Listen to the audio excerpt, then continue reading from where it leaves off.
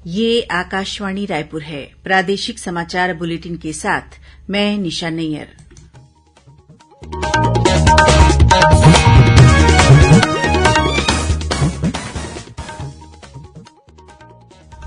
अब पेश है आज के मुख्य समाचार।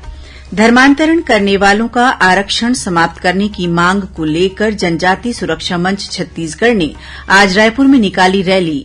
केंद्र सरकार ने पत्रकारों की सुरक्षा के लिए एक मानक संचालन प्रक्रिया तैयार करने का निर्णय लिया है। जगदलपुर में आज बस्तर फाइटर और 9 आरक्षकों का संयुक्त परेड समारोह आयोजित किया गया।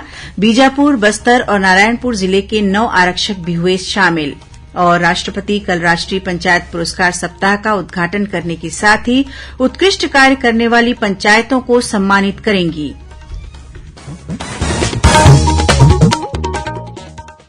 अब समाचार विस्तार से। धर्मांतरण करने वालों का आरक्षण समाप्त करने की मांग को लेकर जनजाति सुरक्षा मंच छत्तीसगढ़ के तत्वावधान में आज राजधानी रायपुर में रैली निकाली गई। यह रैली वीआईपी रोड स्थित श्रीराम मंदिर के पास से निकली। इस रैली में प्रदेश भर से बड़ी संख्या में जनजाति सुरक्षा मंच के कार्यकर्ता शामिल हुए। गौरतलब है कि जनजाति सुरक्षा मंच ने धर्मांतरण करने वाले व्यक्तियों को अनुसूचित जनजाति की सूची से बाहर करने की मांग को लेकर यह रैली निकाली। केंद्र सरकार ने पत्रकारों की सुरक्षा के लिए एक मानक संचालन प्रक्रिया तैयार करने का निर्णय लिया है। सूत्रों ने बताया कि केंद्रीय गृह मंत्रालय प्रधानमंत्री नरेंद्र मोदी के नेतृत्व और गृह मंत्री अमित शाह के मार्गदर्शन में इन मानक संचालन प्रक्रियाओं को तैयार करेगा। अतीक अहमद और उसके भाई अशरफ की पत्रकारों के रूप में आए हमलावरों द्वारा हत्या करने के बाद यह निर्णय लिया गया है। केंद्रीय जनजाति मंत्रालय के सचिव अनिल कुमार झा ने 2 दिवसीय बस्तर प्रवास के दौरान जिले में संचालित कार्यों का निरीक्षण किया। उन्होंने बस्तर कोसा के उत्पाद का बेहतर प्रचार प्रसार के साथ देश की राजधानी दिल्ली सहित अन्य बड़े शहरों में आउटलेट खोलने के निर्देश दिए।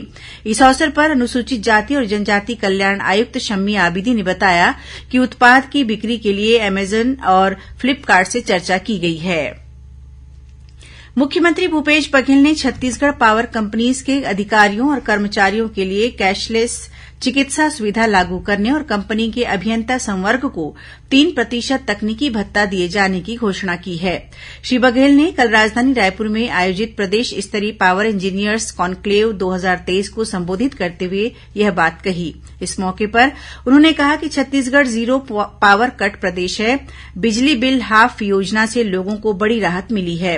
राज्य सरकार द्वारा बिजली बिल हाफ योजना के माध्यम से अब तक 42 लाख उपभोक्ताओं को 3,236 करोड़ रुपए की छूट दी गई है। उन्होंने बताया कि कोरबा में 1320 मेगावाट की सुपर क्रिटिकल यूनिट की स्वीकृति दी गई है, जो प्रदेश को जीरो पावर कट स्टेट बनाए रखने की दिशा में महत्वपूर्ण कदम साबित होगा। श्री बघेल ने बताया कि राज्य में ग्रीन एनर्जी की संभावनाओं पर भी कार्य किया जा रहा है। प्रदेश में 5 हाइड्रल प्लांट लगाए जा सकते हैं, जिससे विद्युत उत्पादन के लिए थर्मल पावर प्लांट पर निर्भरता कम की जा सकती है। रायपुर में आयोजित ऑटो एक्सपो अब 18 अप्रैल तक चलेगा। गौरतलब है कि पिछले साल 24 मार्च से 14 अप्रैल तक की स्थिति में 800 कारें बिकी थीं, लेकिन इस वर्ष इसी अवधि में एक्सपो के कारण 3000 कारें बिकी हैं। इस साल ऑटो एक्सपो में अब तक 8000 से अधिक वाहनों की बिक्री की जा चुकी है।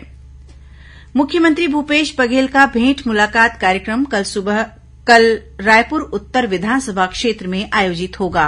इस दौरान मुख्यमंत्री 117 करोड़ 61 लाख रुपए से अधिक के विभिन्न विकास कार्यों का लोकार्पण और भूमि पूजन करेंगे। इस मौके पर श्री बघेल 10 करोड़ 12 लाख रुपए की लागत के 84 सफाई वाहनों का लोकार्पण करेंगे। इन वाहनों के नगर निगम के सफाई बेड़े में शामिल हो जाने से निगम क्षेत्र में कचरा और अन्य दूसरे अपशिष्टों को इकट्ठा करने, उनका परिवहन करने और उनका निष्पादन करने में बड़ी सहूलियत होगी। वहीं मुख्यमंत्री 500 सीटर बीपीओ सेंटर स्थापित करने के लिए भूमि पूजन भी करेंगे। लगभग 10 करोड़ रुपए की लागत से यह बीपीओ सेंटर रायपुर कलेक्टोरेट के सामने मल्टी लेवल पार्किंग के 5वें तल पर शुरू होगा। इसके अलावा श्री बघेल पंडरी स्थित ऑक्सीजोन में स्थापित शहीद नंद कुमार पटेल की आदमकद प्रतिमा का अनावरण करेंगे। बस्तर के संभाग मुख्यालय जगदलपुर के लालबाग परेड मैदान में आज बस्तर फाइटर और 9 आरक्षकों का परेड समारोह आयोजित किया गया। इसमें बीजापुर, बस्तर और नारायणपुर जिले के 9 आरक्षक शामिल हुए। इस मौके पर बस्तर रेंज के पुलिस महानिरीक्षक सुंदरराज पी ने परेड का निरीक्षण किया और प्रशिक्षणार्थियों को बधाई और शुभकामनाएं दी। उन्होंने कहा कि प्रशिक्षण के बाद बस्तर फाइटर के जवान बस्तर क्षेत्र में शांति व्यवस्था स्थापित करने, जनता की मंशा के अनुरूप विकास कार्य को गति देने में महत्वपूर्ण भूमिका निभाएंगे। उन्होंने सभी 9 आरक्षकों को साहस और समर्पण के साथ जिम्मेदारी पूरा करने की सीख दी। वहीं कल 17 अप्रैल को नारायणपुर स्थित 16वीं वाहिनी छत्तीसगढ़ सशस्त्र बल में बस्तर फाइटर और 9 आरक्षकों का संयुक्त दीक्षांत परेड आयोजित किया जाएगा। गौरतलब है कि बस्तर संभाग के अंदरूनी क्षेत्रों में विकास, सुरक्षा और स्थानीय युवक युवतियों को अवसर प्रदान करने के उद्देश्य से राज्य सरकार ने बस्तर फाइटर्स नाम से विशेष बल का गठन किया है।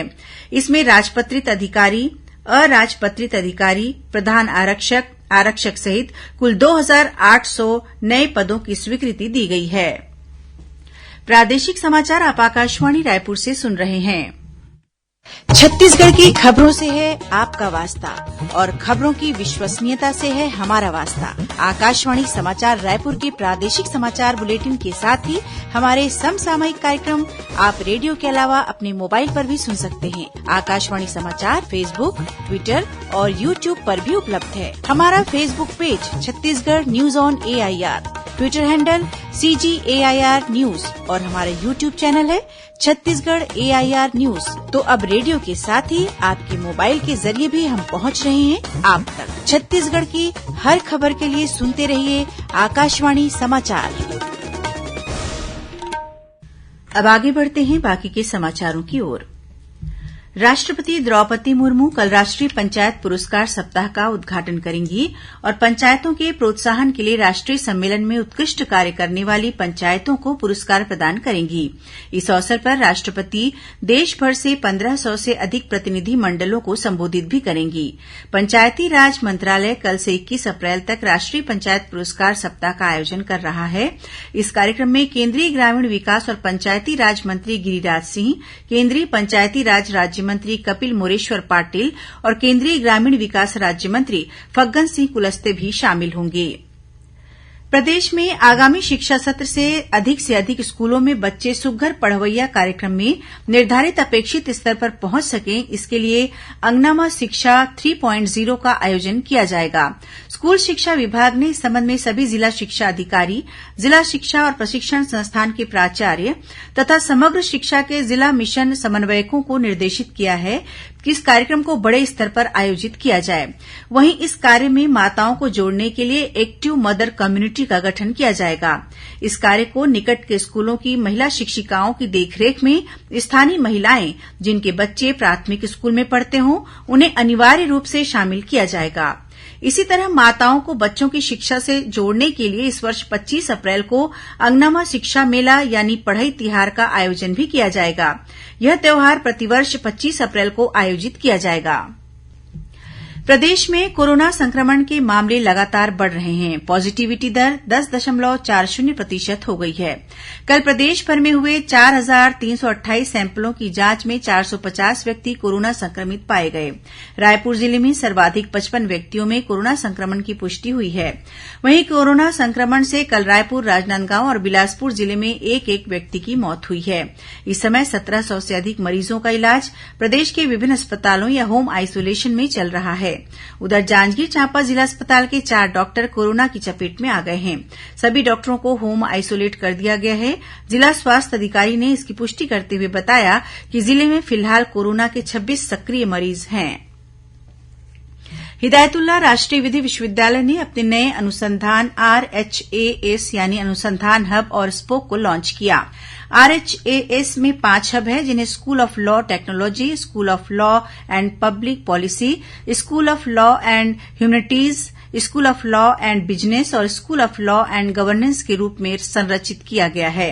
इस मौके पर कुलपति प्रोफेसर विवेकानंदन ने कहा कि यह लॉ स्कूलों के बीच अपनी तरह की एक व्यापक अनुसंधान संरचना है जो एक लक्ष्य केंद्रित उपक्रम के लिए संगठित अनुसंधान को बढ़ावा देगी। वहीं सर्वोच्च न्यायालय के न्यायाधीश न्यायमूर्ति एमआर शाह ने शिक्षकों से इस अनुसंधान की सफलता के लिए प्रयास करने का आग्रह किया।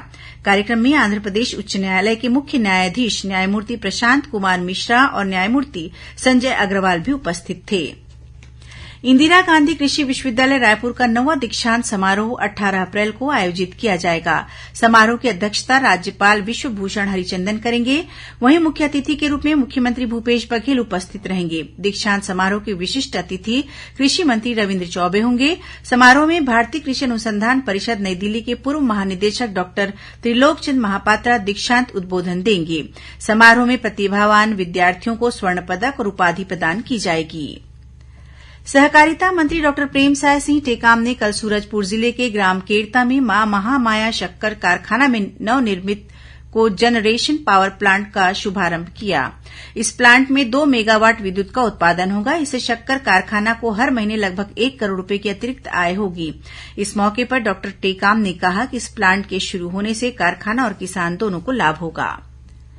आज पुष्टि मार्ग के संस्थापक महाप्रभु वल्लभाचार्य जी की जयंती है। इस मौके पर मुख्यमंत्री भूपेश बघेल ने अपने निवास कार्यालय में उनके छायाचित्र पर पुष्प अर्पित कर उन्हें नमन किया। श्री बघेल ने कहा कि वैशाख माह के कृष्ण पक्ष की एकादशी को श्री वल्लभाचार्य जी का जन्म छत्तीसगढ़ के चंपारण में हुआ, जिससे उनका यहां से गहरा नाता बन गया। और अब कुछ खबरें संक्षेप में। कल पूर्व राष्ट्रपति और शिक्षाविद भारत रत्न डॉक्टर सर्वपल्ली राधाकृष्णन की पुण्यतिथि है। इसकी पूर्व संध्या पर मुख्यमंत्री भूपेश बघेल ने उन्हें नमन किया है। एकलव्य आदर्श आवासीय विद्यालयों में सत्र 2023-24 में कक्षा 6वीं में प्रवेश के लिए आगामी 23 अप्रैल को सुबह 10 बजे से दोपहर 12 बजे तक परीक्षा आयोजित की जाएगी। राज्य सरकार की पुनर्वास नीति के तहत आत्मसमर्पित 4 माओवादियों को कबीरधाम जिले के पुलिस अधीक्षक ने 26 लाख रुपए का चेक प्रदान किया। और कोंडागांव पुलिस ने ऑनलाइन सट्टा के आरोप में एक व्यक्ति को गिरफ्तार कर उसके पास से तकरीबन 1 लाख रुपए की सट्टा पट्टी, मोबाइल और नगद 5200 रुपए जब्त किया है। अंत में मुख्य समाचार एक बार फिर। धर्मांतरण करने वालों का आरक्षण समाप्त करने की मांग को लेकर जनजाति सुरक्षा मंच छत्तीसगढ़ ने आज रायपुर में निकाली रैली। केंद्र सरकार ने पत्रकारों की सुरक्षा के लिए एक मानक संचालन प्रक्रिया तैयार करने का निर्णय लिया है। जगदलपुर में आज बस्तर फाइटर और 9 आरक्षकों का संयुक्त परेड समारोह आयोजित किया गया। बीजापुर, बस्तर और नारायणपुर जिले के 9 आरक्षक भी हुए शामिल। और राष्ट्रपति कल राष्ट्रीय पंचायत पुरस्कार सप्ताह का उद्घाटन करने के साथ ही उत्कृष्ट कार्य करने वाली पंचायतों को सम्मानित करेंगी। इसी के साथ प्रादेशिक समाचार बुलेटिन समाप्त हुआ। नमस्कार।